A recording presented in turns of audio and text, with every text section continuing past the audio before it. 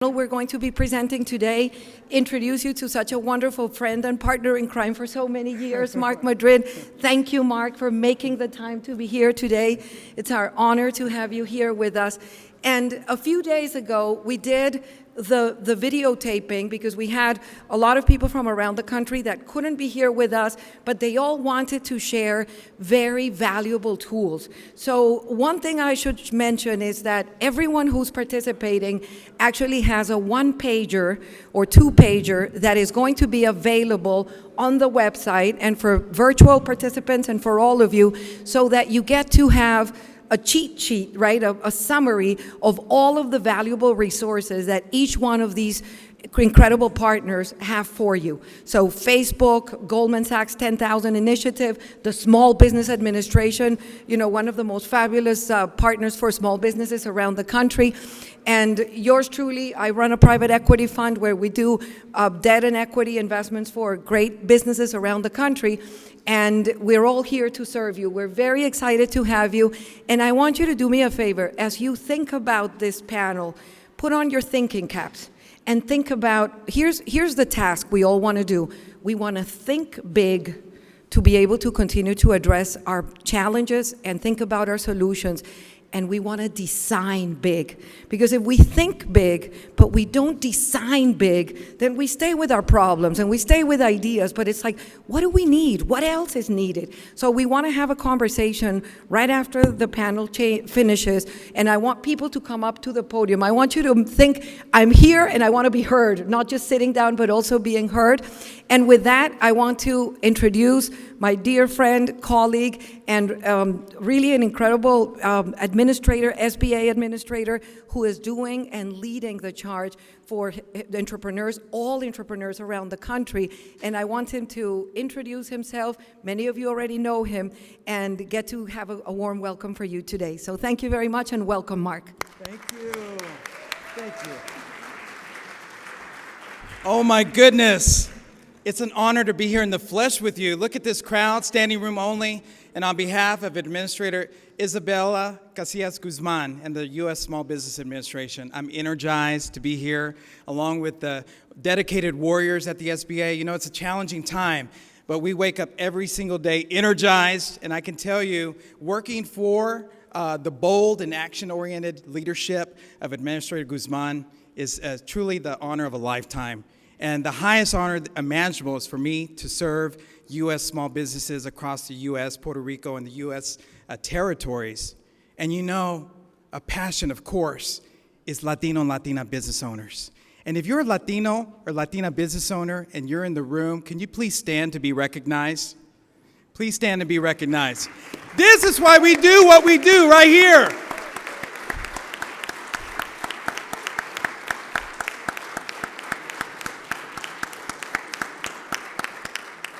You made a commitment, precious time and resources to be here, and I just want to say thank you. Thank you to all the small business owners, to the chambers that are represented here. If you're executive staff or CEO of an individual chamber or regional chamber, please stand to be recognized. Woo!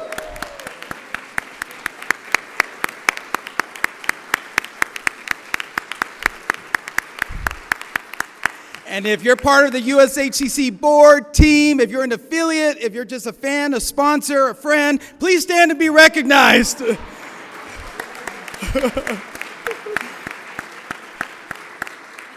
And I'll close by saying, I'm here because of entrepreneurship. My dad, he graduated from the cotton fields to build his own business, a welding business in Texas Panhandle. That's why I always wear these boots. And I'll never forget how industrious and resourceful he was. And he died of COVID-19 last year. I almost lost my mother, too, at the same time. And I was in California, friends at L-Band and Slayer back there. I didn't know how I was going to make it through that time. And I started driving, and I got as far as Albuquerque, and he died. But what the Albuquerque Hispanic Chamber did for me is they said, stop here, and we're going to take care of you. And they did that. I actually had a presentation that I had to do at the same time. They set me up, and that's what family is all about. And I'm here because of my father. I'm here because of familia, faith, and what we do here as Latino and Latina across the country. So let's have a great session about HBEs. Monica and I want to field your questions, and let's have a great session. Thank you very much.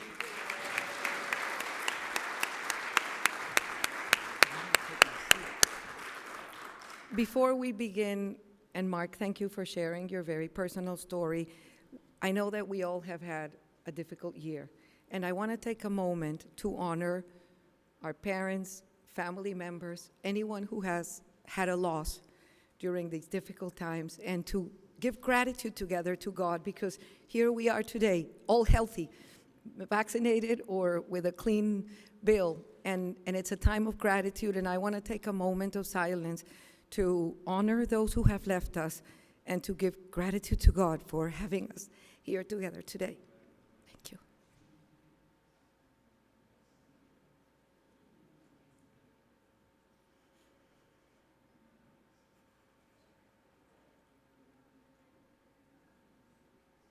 Hello, everyone. I'm Jessica Taylor, National Director of Goldman Sachs 10,000 Small Thank you. Businesses. While I could not be there in person, I'm excited to Sit down and enjoy, and we'll talk later. for entrepreneurs and business leaders. I'd like to thank you for joining us today for a dynamic panel discussion on the key role that public-private partnerships play in providing greater access to resources and capital to help businesses grow. And this is one of the many reasons why Goldman Sachs 10,000 Small Businesses is proud to be a longtime partner of the U.S. Hispanic Chamber of Commerce. We are so grateful for our collaboration with President Ramiro Cavazos and his amazing team. Before we begin the panel discussion, I'm excited to share a bit about Goldman Sachs 10,000 Small Businesses. Goldman Sachs created 10,000 Small Businesses more than a decade ago to provide small business owners with practical business education, pathways to capital, and support services to take their businesses to the next level. With our initial commitment of $500 million, we've served more than 10,000 businesses. This powerful network employs 200,000 people and represents $14 billion in total revenues across all 50 states and Puerto Rico. And just last year, Goldman Sachs committed an additional $250 million to serve another 10,000 businesses over the next decade. Not only are we committed to your growth, we are also committed to elevating your voices and the voices of small business owners in your communities. Through our program, research, and advocacy platform, 10,000 Small Businesses Voices, we create opportunities for you to be heard. Our latest research, The Fundamental Economy, highlights what's top of mind for many of you as business owners. Our alumni are beginning to see a return to normalcy in business operations, yet they still maintain measured optimism about the post-pandemic economy. 78% believe the economy in 2021 will be better than in 2020, but half that believe 2021 will be better than the economy pre-pandemic in 2019. Point is, we know small businesses still need support to grow. We partner with Babson College, the Initiative for a Competitive Inner City, and community colleges across the country to deliver this best-in-class program, another example of public-private partnership. We want to support all business owners who are passionate about growing their businesses and creating jobs in their communities. And this is why 10,000 Small Businesses is offered at no cost to program participants, paid for by the Goldman Sachs Foundation. By taking part in 10,000 Small Businesses, you become part of this network who are actively engaged and connected with each other.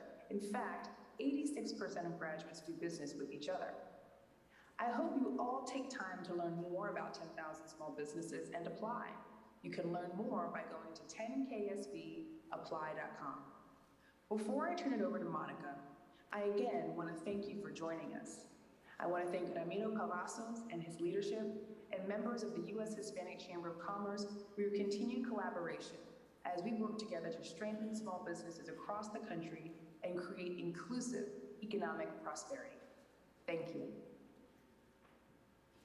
Welcome, everyone. Welcome to our workshop, Scaling and Revitalizing Hispanic Businesses Through Public-Private Partnerships, presented by Goldman Sachs 10,000 Small Businesses and sponsored by Facebook. Thank you all for being such great partners. So today with me, we have Diana Dukas, Manager of Economic Impact and U.S. Policy Programs at Facebook, Laura Simao, Vice President of the Urban Investment Group at Goldman Sachs, Mark Madrid, Associate Administrator at the SBA, and Luis Rosero, Vice President at Comcast, NBC Universal Telemundo. I'm really excited to have each and every one of you today because you all have been doing such valuable work for our community.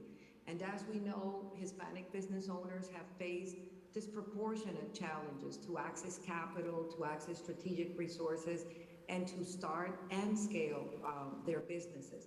So public, private, and federal partnerships are key to bridging the gap and providing much needed technical assistance. And so we want you today to learn from leaders from the US Small Business Administration, from Goldman Sachs, from Comcast and Facebook, as we discuss their innovative programs, including, very importantly, public-private partnerships and multi-agency initiatives and solutions to close that 1.3 trillion parity of capital gap for minority business owners. So I'm going to kick it off with Facebook, and I'm going to ask Diana to share with us all the wonderful things that Facebook has been putting together, the programs and initiatives that you've been putting together to help Hispanic businesses scale and grow. So Diana, thank you for joining us today, and the floor is yours. Monica, thank you so much. And thank you to everyone at the USHCC for having us, for having this very important conversation. And to my fellow panelists, I'm really excited to hear what you all are going to have to say. And there's just so much wealth of knowledge here. So I'm very grateful to be a part of this conversation. Facebook has long been in the business of supporting small businesses. For over 10 years, we have made it a priority to give back and to support the small business community, as we are honored to have 200 million businesses on our platforms and use our platforms every month. Mm-hmm. But in that comes a lot of responsibility.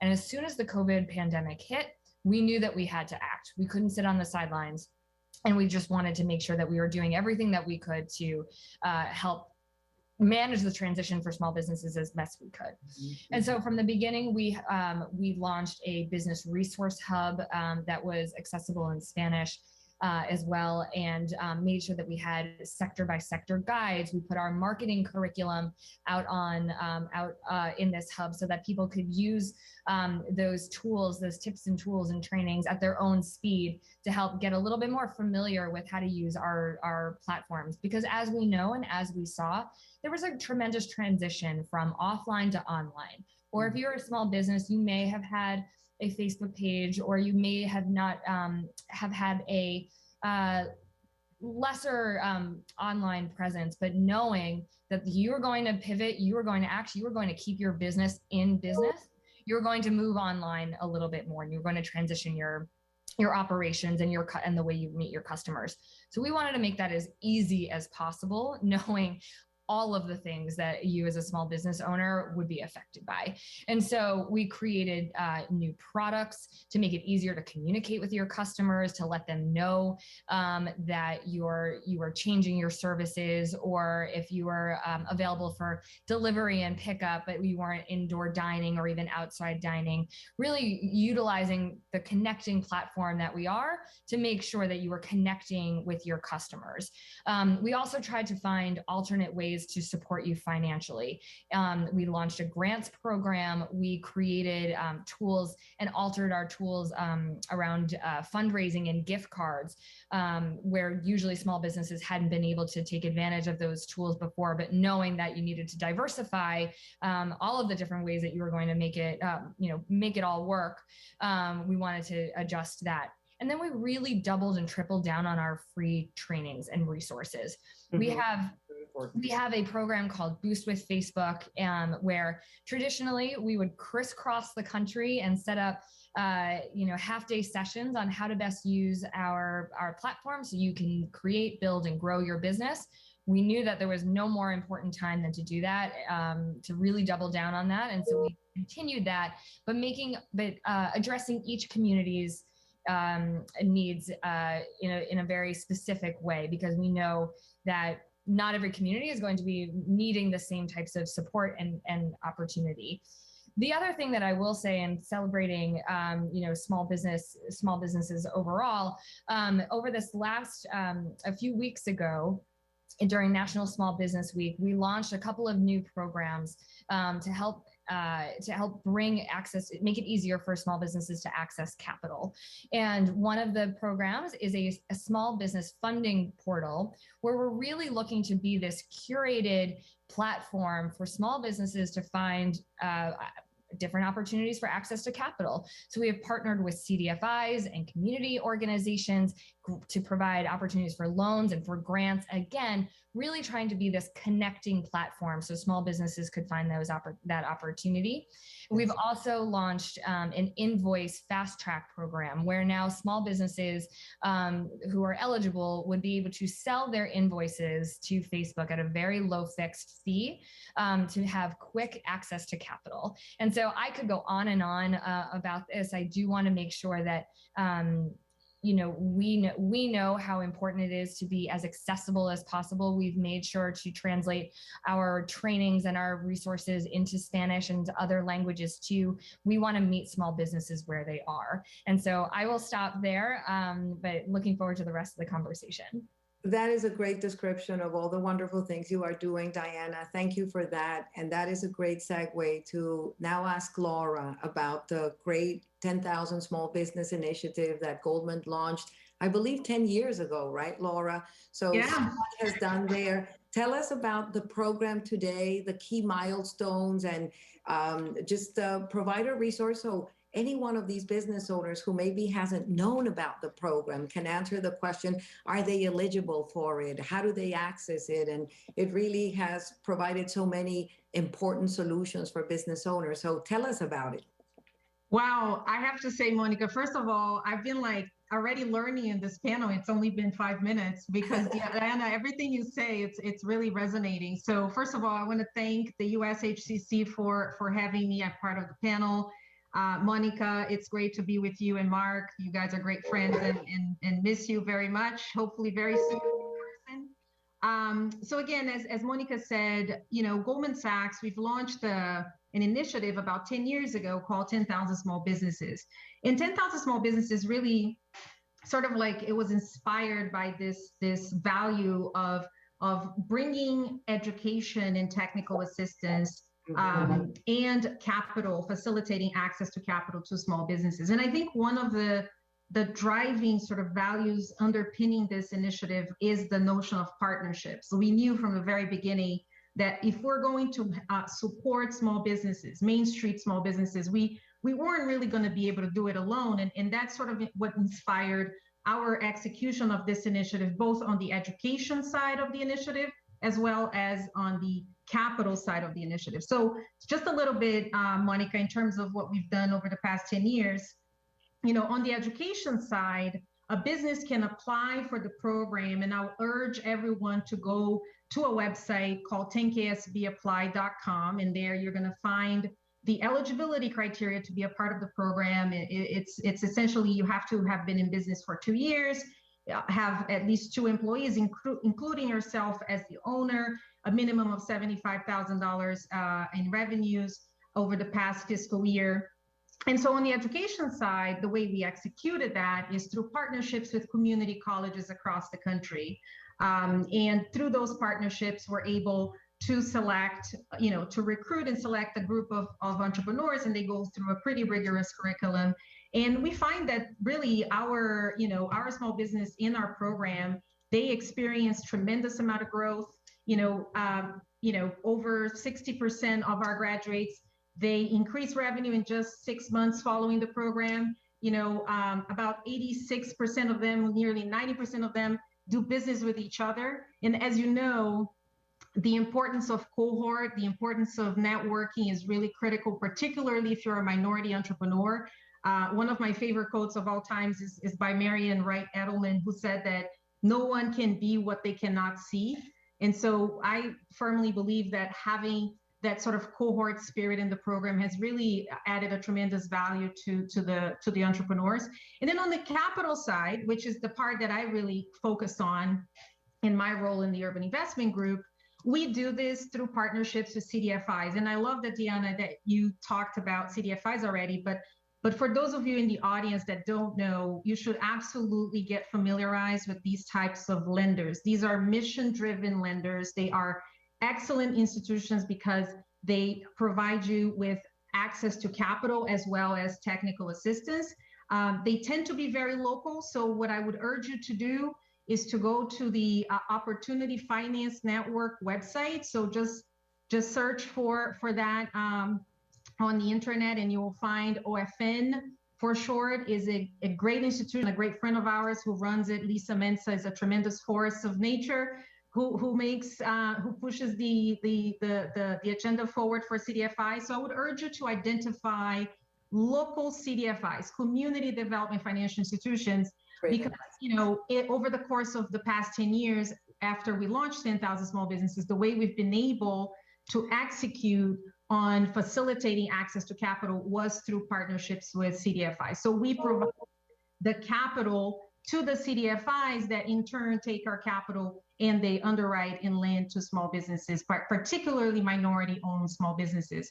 And so just to conclude in terms of what we've done over the past year, the initiative has really been, as Diana said, the past year really showed us that minority-owned businesses, they came into this pandemic in a very fragile position. And so for us, it was really critical to be able to leverage our CDFI network of over 30 CDFIs to try and bring as much as possible relief capital to minority entrepreneurs, and particularly PPP capital. So we've established partnerships with, the National Urban League, the USHCC itself. We've done webinars in Spanish and many other languages to facilitate, for small businesses to know how to apply for PPP and other types of emergency funding, as well as grant capital, which we provided as well. Through these partnerships, again, partnerships with the SBA, most importantly, I should say that was our biggest partner for the past year and a half.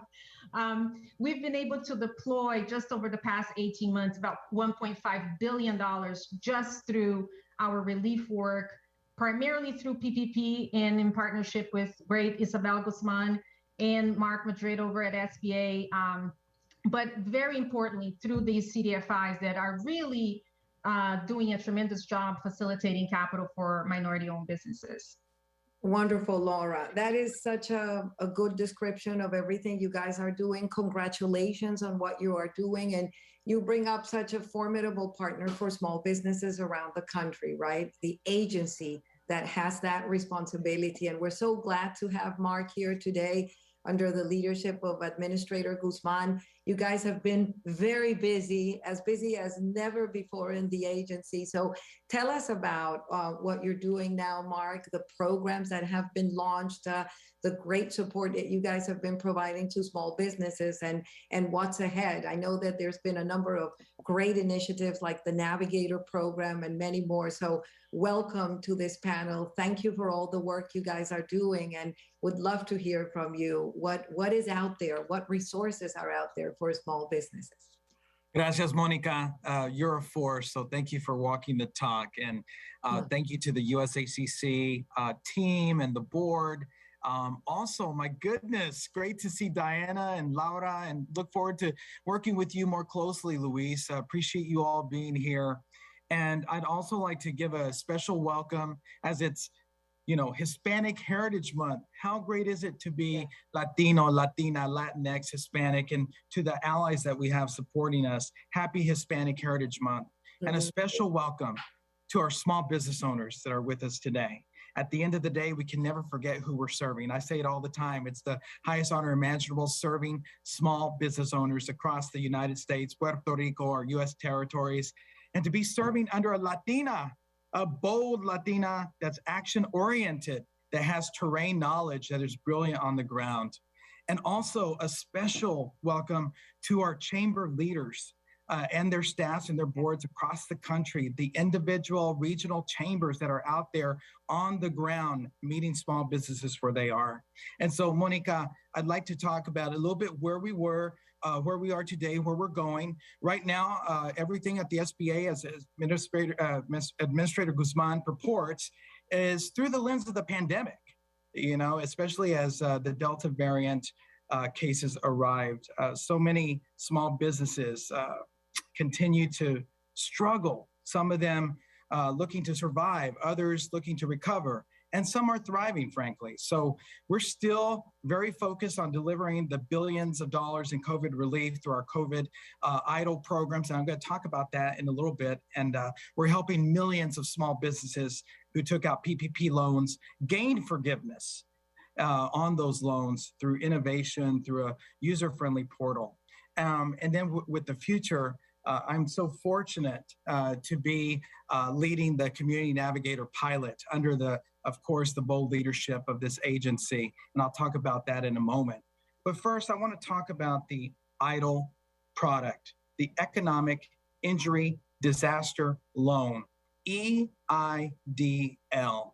I say that and repeat messaging is so important because I myself, in my former position with the Latino Business Action Network, we were interested in the EIDL product. And so I had to break it down. I had to educate myself. And this comes from a former banking lens. This comes from a person supporting small businesses for the last 13 years. By the way, I think this is my 13th USHCC annual convention in a row. And so, familia, I myself, walking in your shoes, had to discover, what does this acronym mean? Who does it apply to?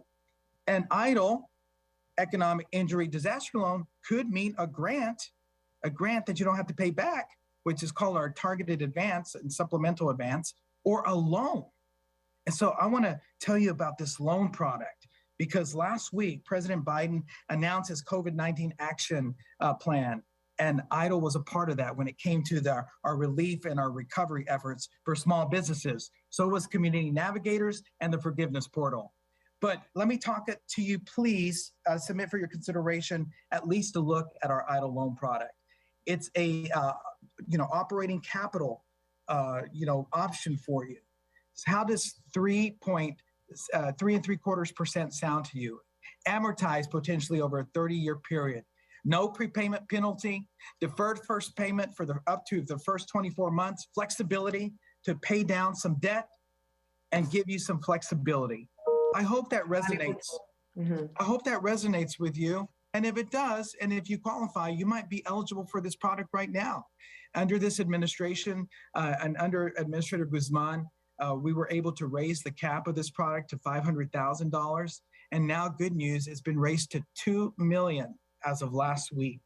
So Mark, and a quick question on that. Should everyone just access the SBA website directly or how absolutely. Okay. It's a great question. SBA.gov. I know it could, when you go there, there's so many options, but I really resonate with that question, Monica. If you go to SBA.gov, you'll see our latest EIDL enhancements. And so if there was one takeaway from today, it would be that to consult SBA.gov and learn about the enhancements of this EIDL program. And then the future, because I want to be respectful of our time. Community Navigator pilot. What does that mean? Yes. But like Diana said, it's meeting small businesses where they are. And Laura, you mentioned this too, about really resonating with the ground. At the end of the day, some of our small businesses were left behind with pandemic resources. How are we going to change that?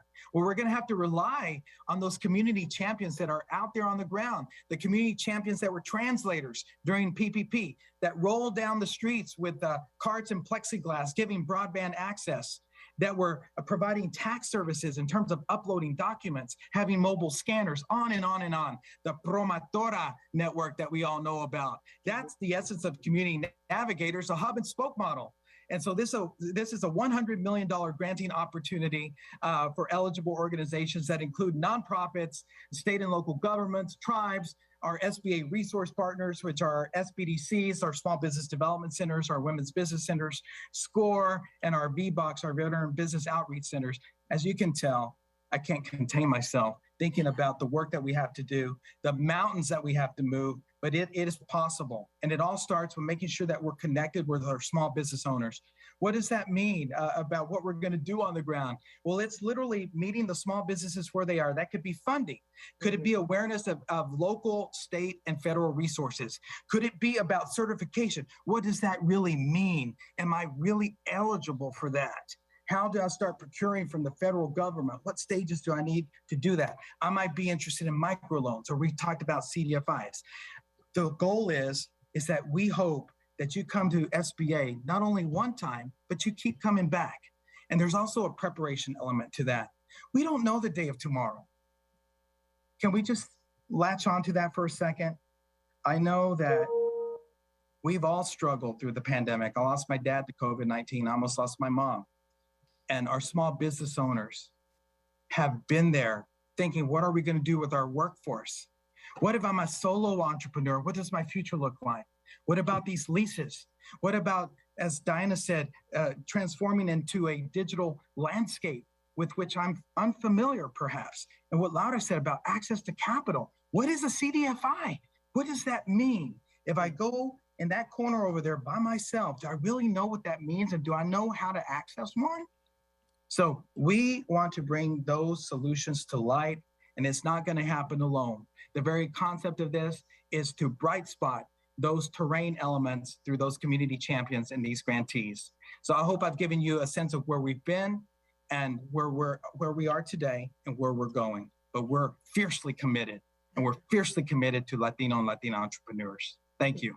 Thank you, Mark. Wonderful, wonderful remarks. So much appreciated. And I think that with all of your presentations, the title of this panel begins to make more and more sense, right? How we're all in this together, and how Hispanic business owners can count on their government, on their financial institutions, on technology companies that are really thriving to and exercising all sorts of programs and ideas to be able to support small businesses that haven't had it easy, right? And I think that this is a perfect segue to what Luis is going to share with us, and all the wonderful tools that Telemundo has been putting together so that all of these resources available are readable or, searchable by our business owners. So Luis, tell us about Nuestros Negocios, how it's been a tool and continues to be a tool for all these great tools that are out there to be known, right? A media tool, a research tool. And thank you for joining us today, and looking forward to hearing your thoughts, and so that all business owners know where to go, what is Nuestros Negocios about, and how do they get to use it as a tool to strengthen their businesses. Great, thank you, Monica, and again, thank you, USHCC, for this panel. To all of fellow panelists here. At the end of the day, part of what we're doing is really trying to reach public and provide the information that we're all talking about. If we rewind back to April 2020, when the world was upside down and everything was changing in an unprecedented speed, we knew one thing: our viewers were contacting us and reaching us. They were in trouble. They needed help. They needed information. And particularly for small businesses, COVID-19 took an unprecedented toll on Hispanic small businesses. Many were struggling, lots of jobs being lost, income out. We had to do something. Telemundo responded, and we took action. The part of our panel here is talking about partnerships, both public and private. One of the things that we were looking to do is find partners that we could work with. And what better partner is the USHCC? Together, we began working on a national campaign called Nuestros Negocios. It launched in April of 2020. And it really, at that point, had a very simple mission. We wanted to help Hispanic small businesses overcome the unprecedented crisis that was facing them. And our goal was to help them remain in business, grow their businesses, and really continue to be a lifeline for this nation's economy and for themselves. We used all of our resources, all of our platforms across our entire company, Telemundo, NBC, and Comcast, to help promote some of their businesses and services. We created dedicated platforms, dedicated news articles. We connected with financial professionals. We put all of this together very, very rapidly because we knew that the information was key, and finding information in Spanish was critical. I think that's part of what we do, and I think part of the differentiation of any of this is being able to promote resources that are in Spanish, that are easy to use. Part of what we did was create that. It sounds very simple, but when you look at that and trying to put all of these together under the Nuestros Negocios platform. You go to Telemundo or El Poder en Ti or the USHCC, you'll go to Nuestros Negocios and you'll be able to find that. We created an entire ecosystem in there. Part of what was very, very successful was our signature live expert charlas or webinars. This is where we created and connected professionals with folks, with businesses to answer questions, to provide loans. One of the very first things that we did was really to connect and be a resource for PPP loans. How do you apply? Where do you get the information? Translating some of these documents in Spanish. So we really wanted to make that connection point. And we're happy to say that since we launched this, one of the things that we all know, numbers tell a good story. And since April of 2020, we have had over 4 million viewers reach Nuestros Negocios. Over 1.5 came directly from the charlas that we had, where we were providing expert advice in the beginning. We helped connect and provide bilingual technical assistance with the help of USHCC to over 11,000 small businesses. And we connected over 1,000 small businesses with PPP forgivable loans. We took action. We needed to do something. And that's why we think this program, working with all of the different panelists and everyone who's watching in attendance in person or is watching this online, we want to be a resource. We want to be able to list your service, be able to highlight it to make sure that we can get things out in real time in fast ways that's easy to use. So that's why we think Nuestros Negocios is something that's very useful. It acts as a clearinghouse, but it really, at the end of the day, it's a connection point for all the wonderful resources that everyone has out there for people to use. Great, Luis. Thank you so much for that presentation. And I'm going to ask each and every one of you a quick question that includes one, resources, and many of you mentioned websites, and by the way, with every one of our presenters, they have all committed to give us a 1 or 2 pager with the list of resources they mentioned here. So every one of you listening, or if you want to forward this panel later to friends and other business owners, you'll have a complete set of resources that every one of our panelists has described today. So I want to ask each and every one of you to make sure you send us that resource so we can post it and publicize it. And I also want to ask you about a sense of the future, right? We know that, as you all described today, our business owners and all business owners around the country, including Hispanic business owners, have had to reinvent themselves, right? Have had to pivot. It's been difficult challenges of the globe, of our country, personal, family, business, and every business seems to have needed to reinvent themselves on their marketing, reinvent themselves on the way they hire people, reinvent themselves on supply chain issues, on operational issues. And I think the message we want to convey today is you are not alone. And here you have great partners from the public and private sector that are continuing to envision solutions. And so think about your challenges and your opportunities, because many businesses in these market conditions have actually thrived. There's many opportunities that a market like this brings to business owners. So feel that hope, feel that support. And I would love to ask each and every one of you, when you think about where you are today and what's ahead, what are the types of continued partnerships, additional resources?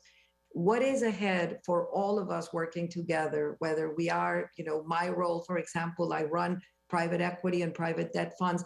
We lend and provide equity solutions to larger business owners, right? That typically are 1 million, 2 million EBITDA.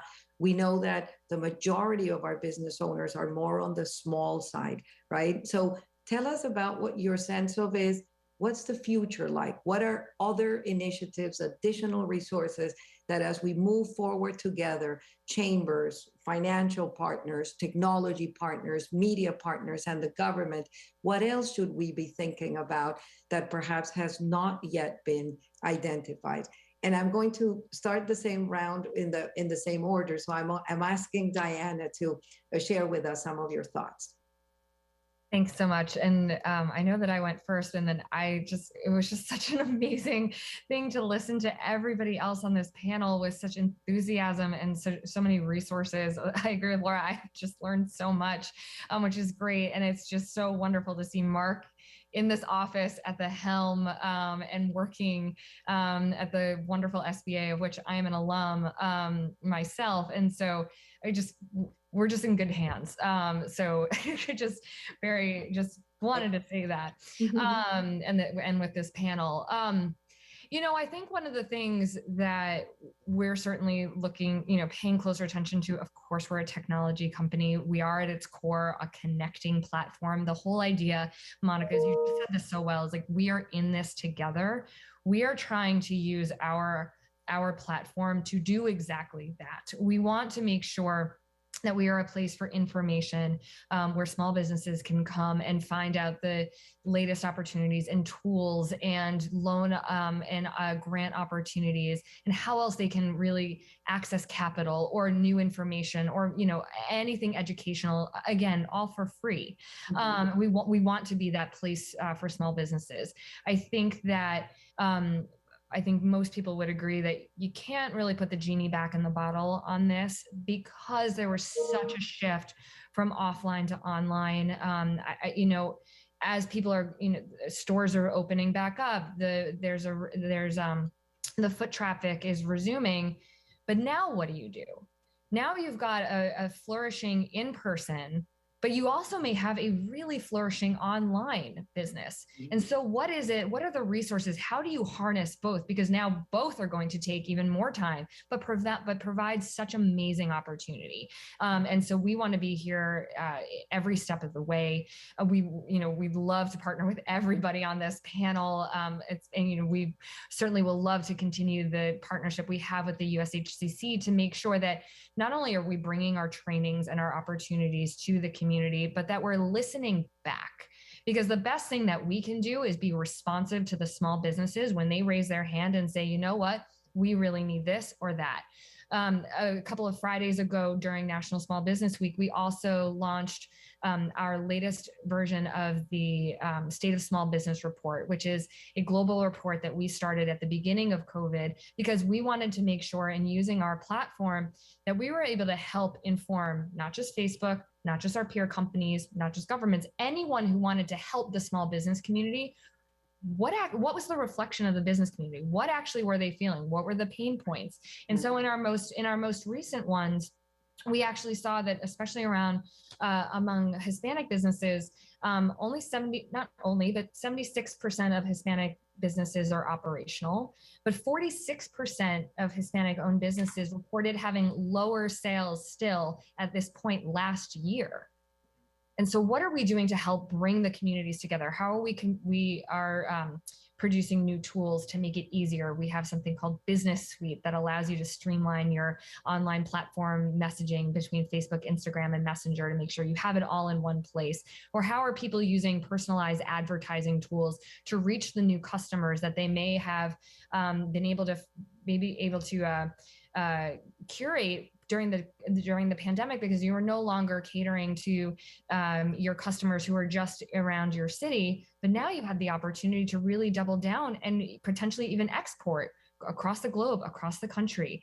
And so really it's up to Facebook and on our tools and our commitment to the business community to work with partners like you all with the USHCC and make sure that we are showing up every day that we can to be as accessible to the community as we possibly can. Thank you. Yes, you're so right, Diana. And I want to underscore what Mark was mentioning, the importance of local chambers. I think that as we do this exploration and raise awareness around CDFIs, we also need to turn to our local chambers in every state, in many cities, in many counties. They also need support, and they can be a wonderful voice for our business owners, a wonderful aggregator of technical assistance. So I think that the USHCC is so committed to that, to continue to work with all of our local and regional chambers, because they are that local voice for business owners. There's that place where a business owner can go and say, I need this resource, I need to improve my marketing, or I need to improve my operations. Where do I go? What do I do? And those local regional chambers are so valuable. So I'm going to now pass it on to Laura. Laura said, what's ahead with the 10,000 small business initiatives, and what are the types of macro initiatives and things that you say here, we still need to work together on what fronts? Yeah, so thank you, Monica. That's a good question. First of all, everyone on this panel is getting an email from me within the next 2 hours because it's just very exciting to see like my brain is sort of firing all sorts of ideas around things that we could do together with Louise and Diana. So, and obviously, Mark, you will be getting a phone call from me very soon. Anyway, so I think, Monica, one aspect that I think I can share in terms of looking ahead into the future. I echo everything Diana said and what you just said about local chambers. I want to double click on one theme that's kind of been in our minds. I mean, every organization has a superpower, right? And in the case of Facebook, I mean, as Diana said, Facebook is a big connector, the connector of the planet. And for us, is really about where can we put our capital to work to have the highest impact possible. And I think what the pandemic has done, it really showed us what's possible, right? Because even if you look at what CDFIs have been doing up to COVID, and then you then provide them with both the capital, as we did, and the grant support, as we did, to build their capacity and their technology. And then they're able to deploy $1.5 billion to nearly 30,000 small businesses, half of which are minority owned. Those are the numbers. The numbers tell the story, right? What that showed us is that this talk that CDFIs or community lenders cannot scale, that's a talk from the past, right? It showed us what's possible. So what I think is really exciting for us is taking the types of public-private partnerships that we've done during COVID, for example, in New York City with the local CDFI here, in Chicago with CRF and Acción in Chicago. I mean, that's a great example of us bringing together the public sector, the private sector, the CDFIs, not just one CDFI, but a coalition of CDFIs in trade associations and chambers, all within that one metro area coming together to support small businesses. So what I think we're really excited about is where can we do more of this? It's essentially like, we now know it's possible. We know the capacity is there. We know CDFIs can do this. Now, how do we do more of it? It is really what's exciting us. Continuing to scale up the model. Wonderful. Thank you, Laura. And so, Mark, let me pass it on to you for your thoughts about future. Absolutely. Well, I want to talk directly to our small business owners that are listening in today. We've provided so many options for you, and the pandemic has brought to bear so many opportunities for you in terms of online education, virtual meetings, etc. But I want to be very cognizant. Sometimes it could be overwhelming with the options that you're presented. And so I just want to speak to that, because not only are you trying to recover and some of you survive, some of you thinking about the future or the present or how you're going to get through the next day, sometimes these options can be overwhelming. So I'd like to submit for your consideration that you prioritize, you're uniquely formed. There's only one business like you in this entire universe. What's really important to you? What's that one or two things that you must accomplish, even if it's daily? And I'll share from personal experience. I know a lot of you can relate. I have a lot of methods to try to keep up with this schedule. Electronic, phone notes, the written spiral, and I've brought it down to this. And literally 1 page per day, I said, what must I do today? If I don't do that, I won't feel successful, like I didn't serve the people, that I didn't serve small business owners. I would invite you to do the same. The second thing is, I do the same, Mark. Absolutely. The second thing is, you're an economic force. I would invite you to build this peer-to-peer network. It works. I saw it work firsthand at the Stanford Latino Entrepreneurship Initiative and the Latino Business Action Network. And I know a lot of you are doing it through this wonderful convening with the USHCC and those chamber leaders. But there's nothing like like-minded entrepreneurs and small business owners talking to each other in a real-time chat, solving problems, being entrepreneurial. And we must be elephants and not hippos. We got to listen to that chatter and make sure that we understand where you're coming from. but there's nothing like that virality of you talking to each other and literally problem solving or coming together and asking for something together. Yes. That's going to be key. Yes. And then thirdly, here at the SBA, you know, I invite you honestly to go to sba.gov and find 5 to 10 minutes of undistracted time to navigate and learn about the EIDL, the Economic Injury Disaster Loan that I was speaking of, to learn more about community navigators and to mark it as your favorites, to navigate weekly, you know, a new territory of that website so that you can be prepared the next time. There's something that I latched on to the last 12 years is get to know your banker before you need the money. Well, now it's get to know the SBA before the next thing happens. That's my bottom line with you. Again, thank you for these wonderful ideas brought forth by these tremendous panelists and friends. Monica, for your leadership. And I appreciate the USHCC as always. Gracias. Thank you, Mark. Thank you for those beautiful words. And you reminded me when you talked about the Stanford Latino Entrepreneurship Initiative that you and I worked so hardly at and you led so wisely, that we have incredible amount of scalable business owners. We have industry leaders today that are selling 100, 200, 500, $1 billion, $2 billion. And I think that we have to send a message to those large and scalable business owners as well, because they can acquire, they can grow, they can take advantage of the market opportunities.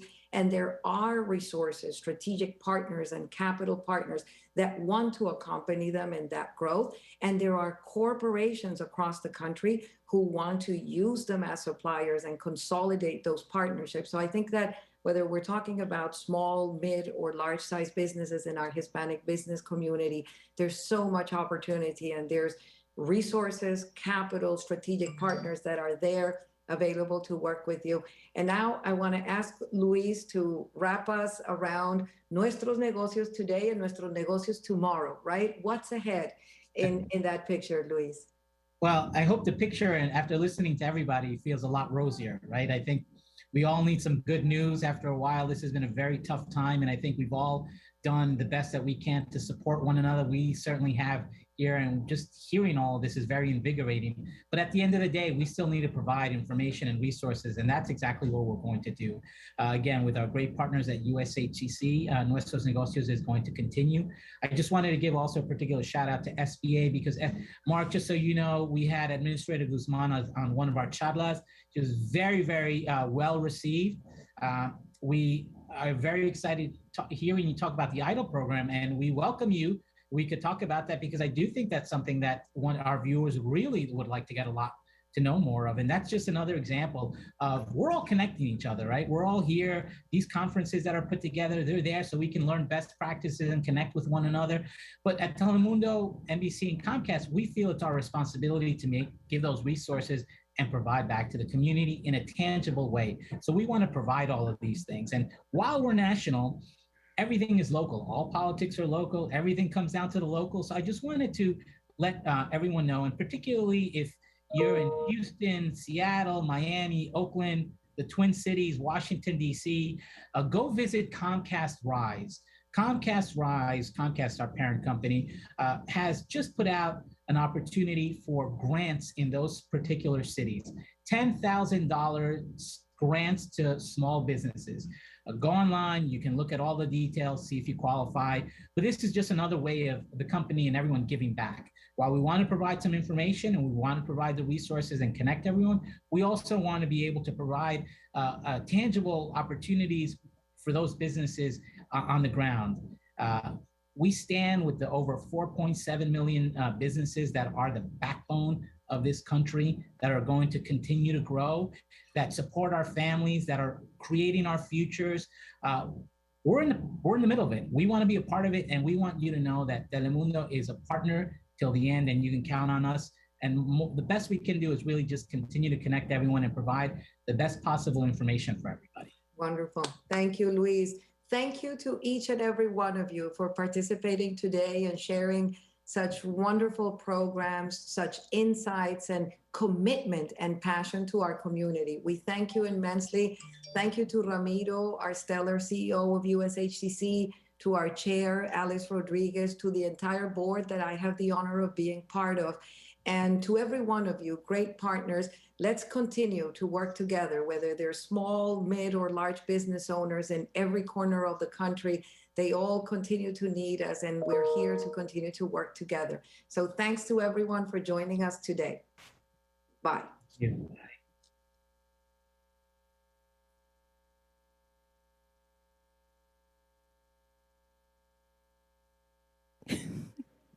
Testing. Okay, there we go. Can we please do another round of applause for our great panel? Thanks, everyone. We now have time for a brief Q&A. We have two of our phenomenal panelists here, Ms. Monica Mantia, Mr. Mark Madrid. We also have our wonderful chair, Ms. Alice Rodriguez, joining us. Thank you, Alice, for being here. And we'll open it up to some questions. Our first question. Let's go. Thank you. So for both of you and Mark Madrid especially, so two questions. One is like startups, real startups, who doesn't have yet, a payroll, which is worth for some of the loans, but need financing to actually, rise and in the middle of this pandemic, not to speak about that. So is there anything in the SBA for those cases? And then the second one is digital e-commerce is growing every day more. I'll be, thrilled to do good e-commerce, but whenever I want to do that, I have to invest a ton of money in Google Ads, for example. It takes you maybe 2 years to turn around the algorithm to actually earn any money on e-commerce if you do that. So at the beginning, the big companies like Google, they take all the money, and small companies cannot bear that.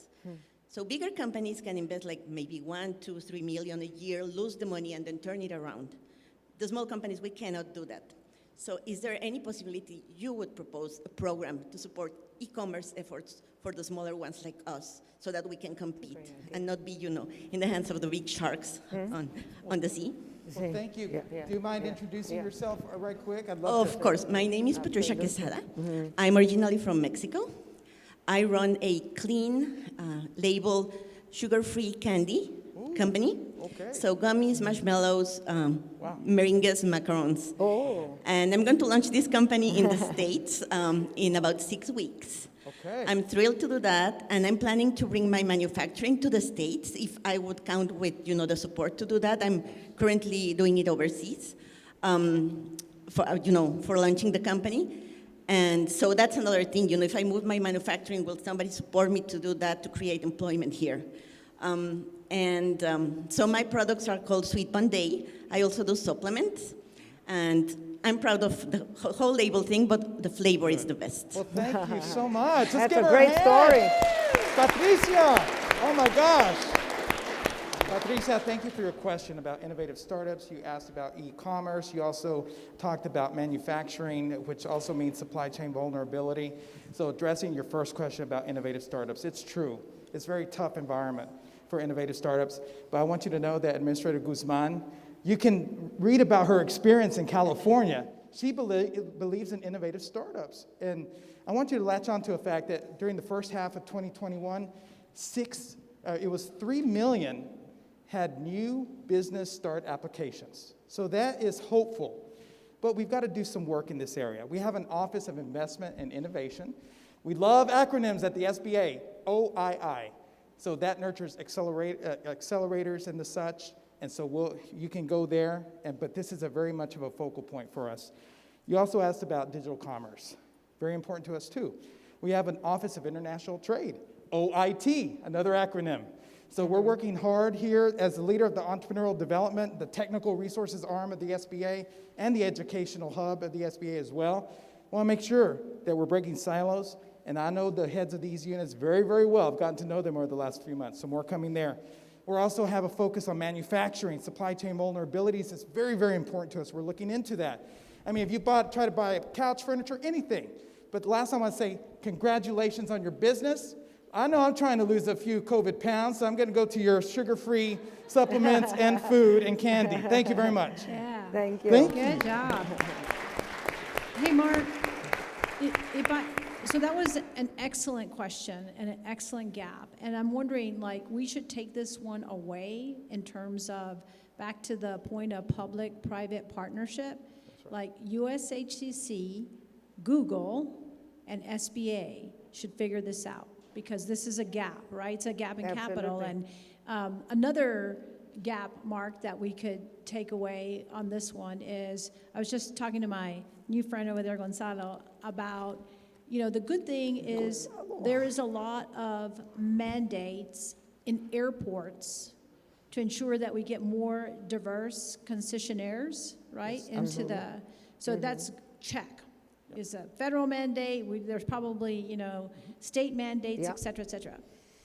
But the gap is, you can find the people, right, the Hispanic-owned businesses that want to go into the airport, but it's tough, again, for them to get the capital because, as he reminded me, the space in an airport is public domain.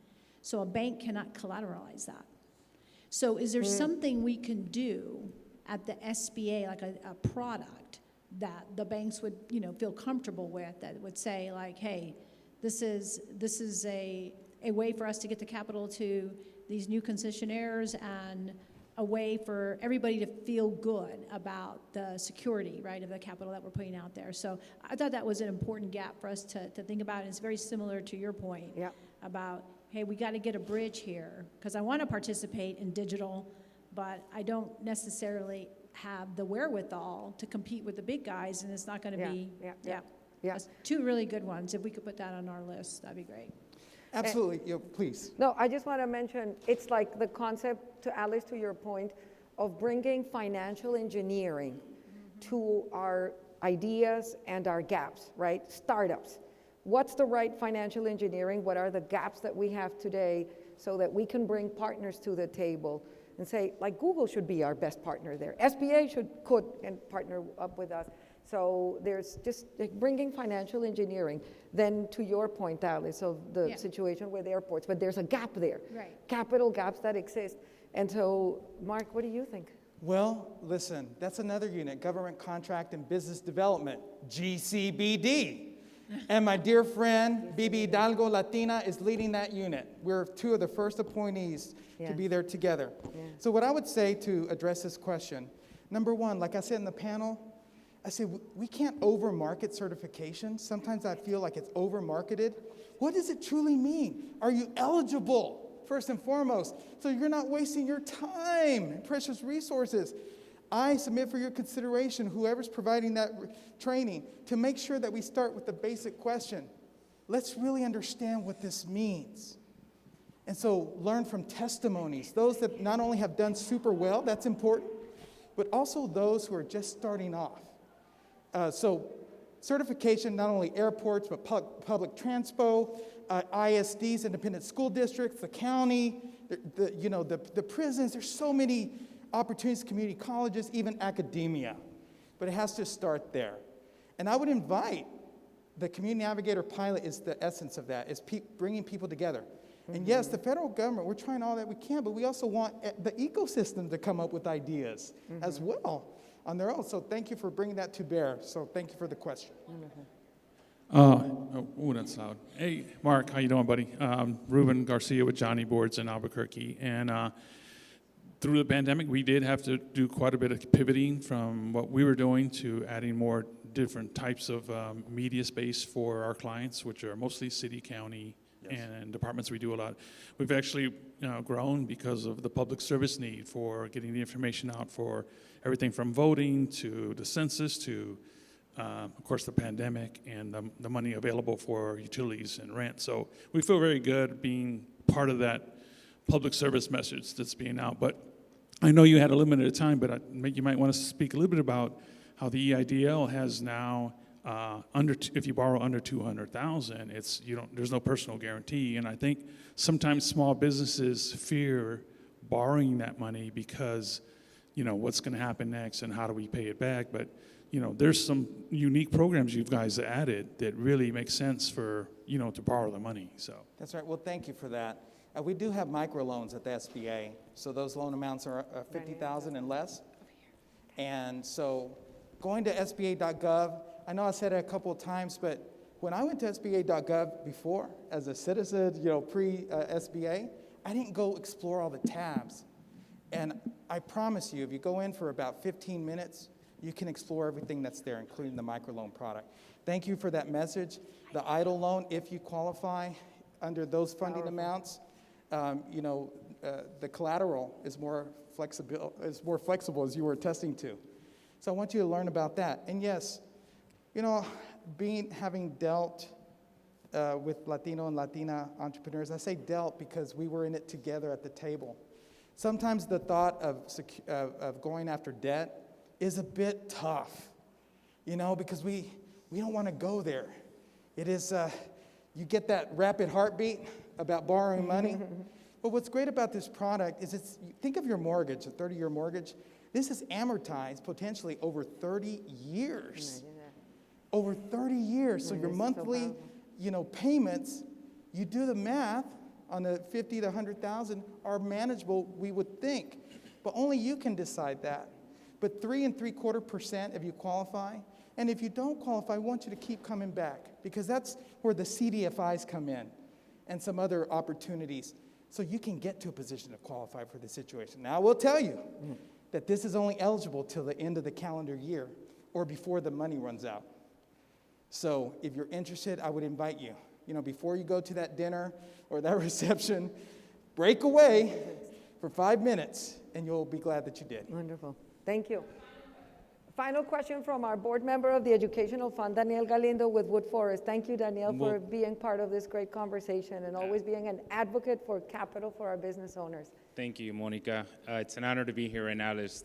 Thank you for that phenomenal statement and vision for Mark. I think that's, you mentioned Google. I know there's a lot being done through social media, TikTok, the lady from Facebook, just phenomenal opportunity there to connect our businesses with technology. And I think that's definitely a gap that, as a foundation, definitely something that we should continue to pursue. So thank you for bringing that up to the small business owner. My question is, as a banker, right, what else can we do, Mark, from your perspective, to continue to educate our communities around the PPP forgiveness? I know community banking has done a phenomenal job in getting dollars out into Main Street. Right. What else can we do, right? You keep referencing the IDL, and we obviously refer people to it as much as we can, but then also from the forgiveness perspective, what else can we do to get people to apply for that forgiveness, right? We've tried a lot of different things. We're talking with the CDFIs, we're working with the Chambers of Commerce. What else is out there? You mentioned the promotoras. Is that part of their mission, or what else can we do to create awareness, I guess? Sure. They're very important. Thank you for asking the question. But before I do that, I want to give Brianna a big round of applause. She's like most valuable player in our AV crew back there. Alice for your leadership as chair, Monica as chair of the foundation. So the first thing that I would suggest is listen. That's why I said be an elephant and not a hippo. Elephant, big ears. To really listen to those small business owners, hear them out and their concerns. The forgiveness portal, right now, people are getting forgiven, small business owners, in 6 to 10 minutes. But I have talked to my friend Nelson here. Great job in Milwaukee. Thanks for the invitation. But business owners are not, we need to literally guide them to go to that portal. You need to get them 30 at a time, 20, maybe 10. You need to take the time because it will save a lot of money and save a lot of time. So I think it's actually trying to understand what is troubling you. And it is a ground effort, and it should be one at a time. And then develop personas. Like if this cluster is needing this cluster is needing this over here, segmentation, we talk about that all the time. So it's really important that they feel engaged and connected to you and that you're building trust. Trust is the most important thing, is what I would say. And just a compliment to that, sometimes I think business owners, especially small, we feel alone, like who's going to help us, right? And I do think that there is so much resources out there that look to your chamber, accountants, the SBA website, there are resources out there. So it's putting that focus, right, into what is the resource out there for me, and let me focus on finding it and getting the group of advisors that will help you navigate through that, as we did with LBAN, right? The numbers of LBAN for getting all the emergency loans were just amazing because there was hand-holding, right? People didn't feel alone, there was hand-holding, and as a result of that, the numbers were just amazing, right? That's right. There's nothing more powerful than small business owners talking to each other, right? Yeah. And so that's what we did at L-Band. 82% of that cluster received PPP first draw funding. The largest percentage of any small business cluster by far in the country. Because of that How did we ecosystem. do that? We got the entrepreneurs together. We're going to have an alumni webinar. It was during Christmas, New Year's Eve, everything. We were there when sometimes others weren't. And literally we said, we're going to be here for you. You can depend on us. You can rely on us. So we got a CDFI on the line who happened to be a graduate of the program too, and he was answering all the questions. We made sure there was a follow-up recording within 10 minutes of the call, et cetera. That's what led to that. Right. So small business owners, you have power and you have choice. You have power and you have choice. Find others that are in your position, and your voice collective will matter. So I invite you to hold that. Thank you. Thank you, Mark. I think that with that, we're going to have to close the panel, right, to get to the next session. But thank you to everyone. You can participate in social media as well. If you have a question that we didn't answer, if you have any thought, through social media, please share your thoughts with us. And thank you so much for being with us today. It's been an honor.